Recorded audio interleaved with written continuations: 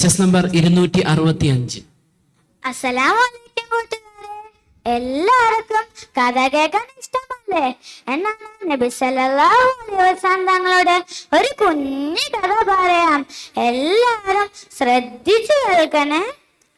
ഒരിക്കൽ നബി സല്ലല്ലാഹു അലൈഹി വസല്ലം തങ്ങൾ തന്റെ ഭാര്യയായ ആയിഷ ബീവിയുടെ വീട്ടിലിരിക്കുകയായിരുന്നു.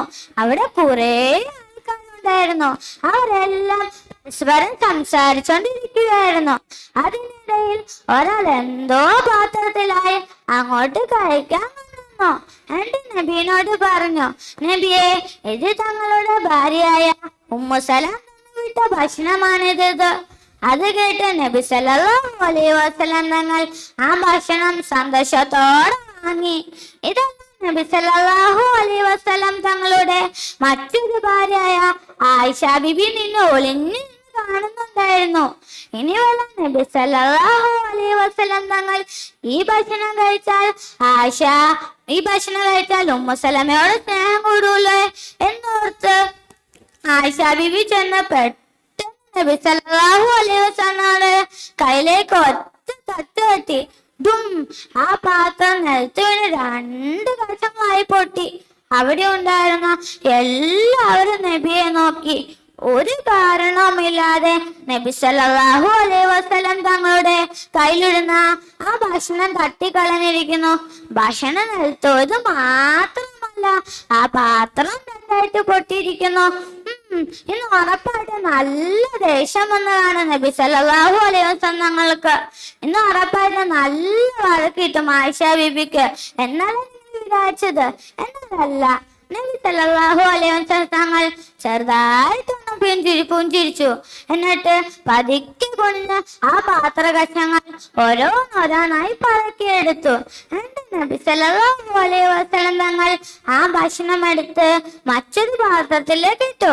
എന്നിട്ട് നബി സല്ലല്ലാഹു അലൈഹി വസല്ലം തങ്ങൾ ഒട്ടും ചൊൽക്കാതെ ഇങ്ങനെ പറഞ്ഞു, ഇന്ന് നിങ്ങളുടെ ഉമ്മാക്ക് കുറച്ച് കുശുമ്പ് കയറിയതാ. സാരമില്ല, ഭക്ഷണം ചല്ലായിട്ടില്ലല്ലോ, ഇത് നിങ്ങൾ കഴിച്ചോളൂ. ഇത് കണ്ട് ആയിഷ ബീവിക്ക് വളരെ വിഷമം തോന്നി. ഞാൻ ചെയ്തത് വളരെ വലിയ തെറ്റാണ്. എന്നിട്ട് നബി സല്ലല്ലാഹു അലൈഹി വസല്ലം തങ്ങൾ ആ പൊട്ടിയ പാത്രം കഷങ്ങൾ എടുത്ത് ആയിഷ ബീവിയുടെ കയ്യിലേക്ക് നൽകി. ആയിഷ ബീവി അതിന് പകരമായി തന്റെ വീട്ടിലിരുന്ന ഒരു പുതിയ പാത്രം എടുത്ത് നബി സല്ലല്ലാഹു അലൈഹി വസല്ലം തങ്ങളുടെ കയ്യിലേക്ക് കൊടുത്തിട്ട് പറഞ്ഞു, നബിയെ, ഇത് കൊണ്ടോ ഉമ്മു സലമയ്ക്ക് കൊണ്ടു കൊടുക്കൂ. കൂട്ടുകാരെ, നമുക്ക് ആർക്കായാലും ദേഷ്യം വരും. ഇതുപോലത്തെ ഒരു സന്ദർഭത്തിലാണ് കൂട്ടുകാരെ നമ്മുടെ നബി സല്ലല്ലാഹു അലൈഹി വസല്ലം തങ്ങൾ പെരുമാറിയതാണ്. നമ്മളിപ്പോൾ നമ്മുടെ സഹോദരന്മാരുമായി കളിച്ചോണ്ടിരിക്കുമ്പോൾ തമാശയ്ക്ക് അടിക്കും പിടിക്കും ചെയ്താൽ ഒരിക്കലും ദേഷ്യം പെടരുത് കൂട്ടുകാരെ. അത് വലിയ തെറ്റാണ് കൂട്ടുകാരെ.